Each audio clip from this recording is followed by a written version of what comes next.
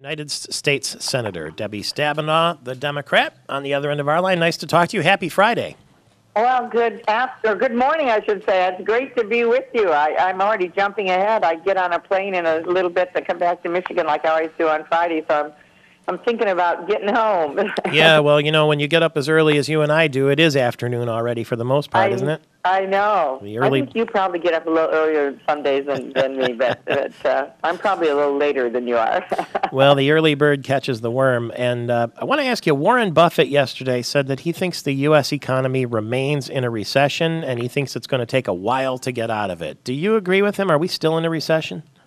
Well, I think the most important thing is making sure that people can get back to work. So I don't care what folks call it. The economists talk about we're out of a recession, we're in a recession. In Michigan, we're in a recession because, we still have way too many people that can't find a job. So that's the way I measure it. And when folks who are willing and able to work can find a good-paying job to take care of themselves and their families, I'll consider us out of a recession. Yeah, well, let's hope that isn't too much down the road. You are coming back to Michigan today to make a special announcement about our beloved Great Lakes. We talk about Pure Michigan. They're a huge part of it. What will you tell us today?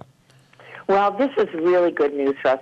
We have really been focused on Great Lakes restoration, really cleaning up and protecting the Great Lakes. And the Obama administration has put very large investments in, for the first time ever, into Great Lakes restoration. And today at Michigan State, I'll be part of an announcement of 5 awards, different projects all over Michigan that are involved in efforts to deal with runoff and water quality and what we do to protect the Great Lakes. There are a number of other announcements that are going to be made throughout the next few weeks. And the reason we're at Michigan State is they're actually directly involved in leading seven different projects to support the Great Lakes, and they're actually collaborating on 7 others. So it's everything from the protecting the watersheds and up in Saginaw or the Keweenaw or Traverse City or our beaches. It's a wide number of things, and we've got a lot of challenges, and